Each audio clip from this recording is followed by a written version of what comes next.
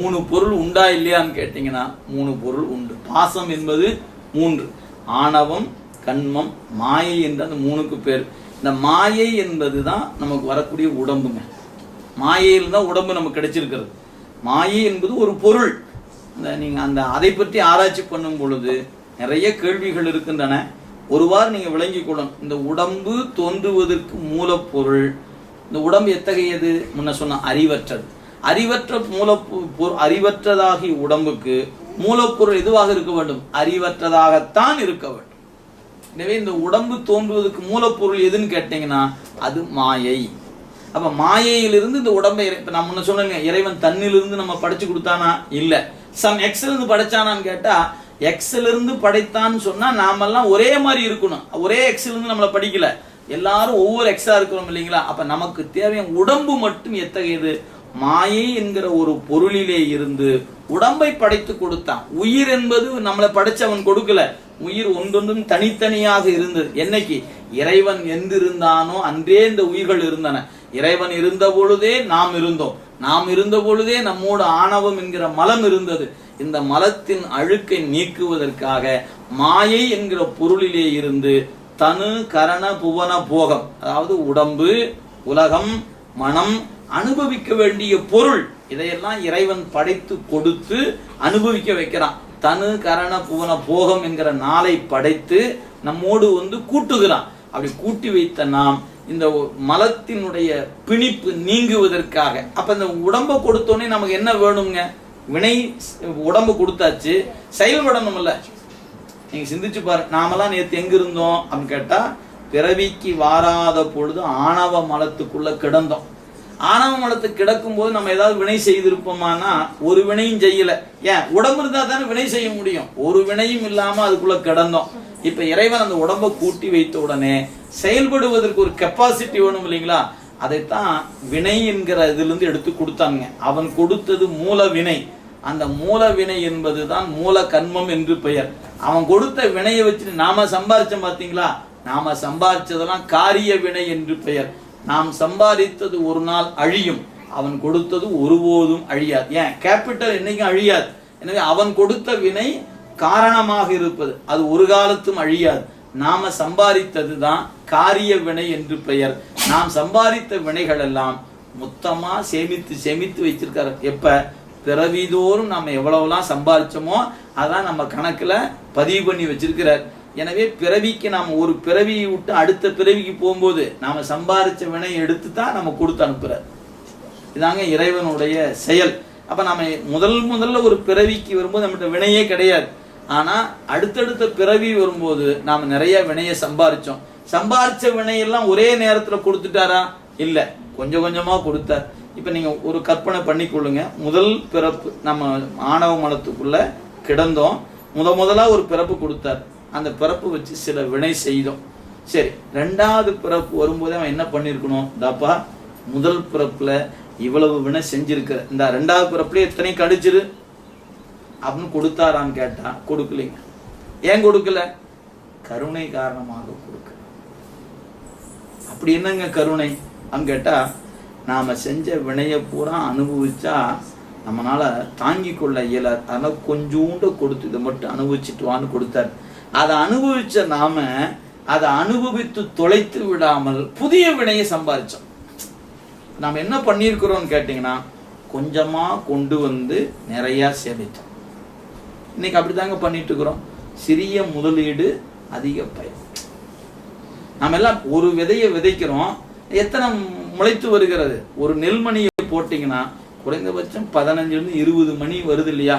ஒரு விதையிலிருந்து 20 விதை வருகிறது. அது மாதிரிதான் ஒரு வினையை கொண்டு நாம சம்பாதிக்கும் போது பல மடங்கு பெருக்கிறோம். இதை பெருக்கினா என்ன பண்ணுவோம்? குடோல கொண்டு போட்டு வைப்போம்.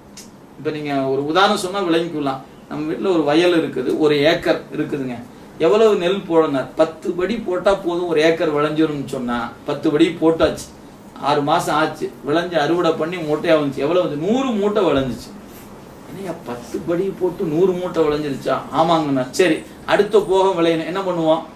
அந்த 100 மூட்டையில 1 மூட்டை எடுத்து வச்சு 10 படி எதுவும் அதை மட்டும் விதை நெல்லுக்கு வச்சுக்குவோம். மீதியில என்ன பண்ணுவோம்? வீட்டு சாப்பிட கொஞ்சம் இருக்கட்டும், கொஞ்சம் எடுத்து வச்சுக்குவோம். மீதியில என்ன பண்ணுவோம்? விற்பனை கொடுத்துருவோம். இப்போ 10 படி மீண்டும் போட்டோம், அது மறுபடியும் என்ன ஆகி போச்சு, 100 மூட்டை வந்துச்சு. இப்போ நீங்கள் விற்பனை ஆகலைன்னு என்ன பண்ணியிருப்பீங்க, உங்கள் குடோனில் போட்டு வச்சுருப்பீங்க இல்லைங்களா, இவ்வளோதானுங்க. குடோனில் கொஞ்சம் போட்டு வச்சுருப்போம், சாப்பிட்றதுக்காக கொஞ்சம் வச்சுருப்போம், விதைச்சு ஒன்று வச்சுருப்போம் இல்லைங்களா. இதுதான் வினை கோட்பாடு. நீங்கள் சாப்பிட்றதுக்காக வச்சிருக்கிறீங்க பாரு, அதுதான் இப்போ பிறவி கொண்டு வந்திருக்கிறது. இதுக்கு பேர் பிராதத்த வினைன்னு பேர். குடோனில் போட்டு வச்சிருக்கிறோமே அதுக்கு பேர் சஞ்சித வினைன்னு பேர். விதைக்கு போட்டு வச்சிருக்கிறோமே அதுதான் ஆகாமி, நாளைக்கு வருகிற வினை. இப்போ மொத்த வினை 3ஆ பிரியும். நீங்கள் முதல்ல கொண்டு வந்தது ஒன்று, உங்கள் கணக்கில் இருக்கிறது ஒன்று, புதிதாக சம்பாதிக்கிறது ஒன்று. இந்த 3மே கழியணுங்க. 3ம் பூஜ்ஜியமாகணும். என்னைக்கு 3ம் பூஜ்ஜியமாகுதோ அன்னைக்கு உங்களுக்கு பிறவி இல்லை. எப்ப சார் 3ம் பூஜ்ஜியமாகிறது? ஆகவே ஆகாத மாதிரி தான் இருக்குது. ஏன், கொஞ்சமா கொண்டு வந்து நிறைய சம்பாதிக்கிறோமே. இப்ப நீங்க ஒரு மூட்டையை போத்தா 100 மூட்டை விளையுது. இது என்னைக்கு விளைச்சல் இல்லாம போறது? ஒருபோதும் இருக்காதே அப்படின்னு கேட்டா, அங்கதான் நமக்கு அந்த பிறவி குழியிலிருந்து தப்புவதற்கு சைவ சித்தாந்தம் ஒரு வழி சொல்லுச்சு. எப்ப உனக்கு குருநாதன் கிடைக்கிறானோ அப்ப உங்களுக்கு அதுல இருந்து தப்பிக்கிற வழி அப்பதான் கிடைக்கும். சரி, குருநாதன் என்னையா பண்ணுவாரு அப்படின்னு கேட்டீங்கன்னா, குருநாதன் அந்த உயிரினுடைய பக்குவம் கருதி உபதேசம் பண்ணுவார். தன்னுடைய கண்களால முதல்ல பார்த்து பக்குவப்படுத்துவார். அதுக்கப்புறம் தன்னுடைய கையை தலைக்கு மேல வச்சு பக்குவப்படுத்துவார். அதுக்கு மேல மனத்துல நினைந்து பக்குவப்படுத்துவாருங்க. இந்த 3 நடக்கும். நீங்க தீட்சை வாங்க போனீங்கன்னா இந்த 3 நடக்கும். முதல்ல உங்களை பார்ப்பார், அப்புறம் உங்க நெத்தியில திருநீர் வைத்து தலைமையில கை வைப்பாரு, அப்புறம் மனதுக்குள்ள நினைப்பார். இந்த 3 வகையாகவும் நினைந்து நம்மை அவர் என்ன செய்வார், பக்குவப்படுத்துவார். இந்த 3 வகையில பக்குவப்படுவது என்ன ஆகும் கேட்டீங்கன்னா, அந்த குருநாதன் பார்த்த மாத்திரத்தில், அவனுடைய திருக்கரம் தீண்டிய மாத்திரத்தில், தன்னுடைய நெஞ்சத்துல நினைத்த மாத்திரத்துல குடோன் இருக்கிற வினைகள்லாம் பற்றி எரிய ஆரம்பிச்சிடும். ஸோ குடோன் பூஜ்ஜியம் ஆயிடும். இப்ப சஞ்சித வினை என்று எத்தனை கோடி பிறப்புற சம்பாரிச்சு வச்சிருந்த வினையா இருந்தாலும், அது நல்ல வினையா இருந்தாலும் சரிங்க, தீய வினையா இருந்தாலும் அத்தனை வினையும் எரிஞ்சு சாம்பலா போயிடும். அப்ப என்ன மிச்சம் மீதி இருக்கும்? கொண்டு வந்த வினை மட்டுமே இருக்கும். இப்ப கொண்டு வந்தது எதுவோ அது இருக்கும். இதை வச்சுக்கிட்டு புதிய வினை வாராம தடுத்தா போதும். அப்ப புதிய வினை நீங்க ஏதாவது செஞ்சா பிறப்பு வரும்.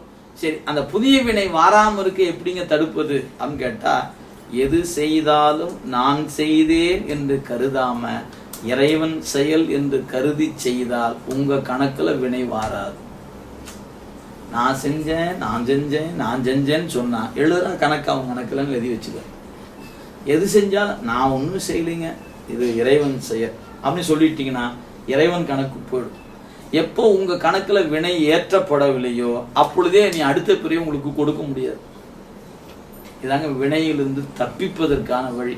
நாம் என்னமா சொல்லுவோம், ஏங்க நான் சம்பாரிச்சு நான் செஞ்சு அது எப்படிங்க அவனை போய் சொல்லிட்டு, நான் என்னுடைய உழைப்பு அல்லவா, என்னுடைய முயற்சி அல்லவா, நான் எத்தனை நாளா இதை நடக்கணும் கனா கண்டுட்டு உட்கார்ந்து இருந்தேன், இதுல போய் கடவுள் சொன்னாரு செஞ்சாருன்னு எங்கெங்க சொல்லட்டும். என்னுடைய முயற்சி என்று உயிர் வலிமையா அதுதாங்க நீக்கும். அந்த வலிமையான நினைப்பு ஒரு நாள் அற்று போகும். அந்த நிலை என்னைக்கு வருதோ அன்னைக்கு தான் எது செய்தாலும் சிவன் செயல் என்று கருதும். அதனாலதான் எல்லாம் சிவன் செயல் என்று எண் அப்படின்னு பெரியவங்க சொன்னாங்க. அந்த நினைப்பு உங்களுக்கு என்னைக்கு வருதோ அப்போ உங்களுக்கு வினை ஏறாது. வினை இல்லைன்னா பிறவி கிடையாதுங்க. வினை இருந்தா பிறவி உண்டு. வினை தீர்ந்துட்டா பிறவி தீர்ந்துடும். இப்ப இந்த ஆணவ மலத்தை நீக்கிறதுக்கு தானே 2 இதை கூட்டினாரு. ஆணவ மலம் பக்குவம் ஆயிடுச்சா இல்லையான்னு எப்ப தெரியும்?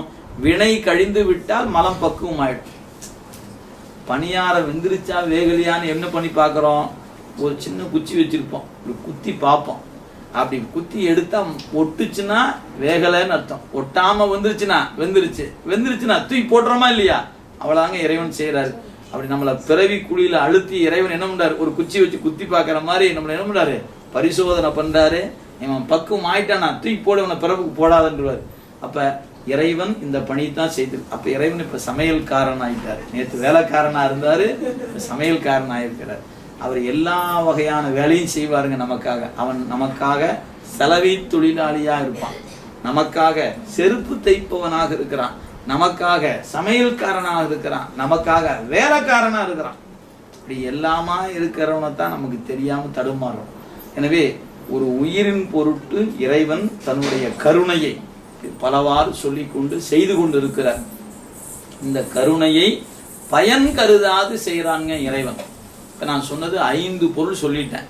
இதெல்லாம் நீங்கள் எளிமையாக விளங்கி கொள்வதற்கு ஒரே ஒரு திருமந்திர பாட்டு சொன்னால் சைவ சித்தாந்தம் உங்களுக்கு எளிமையாக விளங்கி கொள்ளலாம்.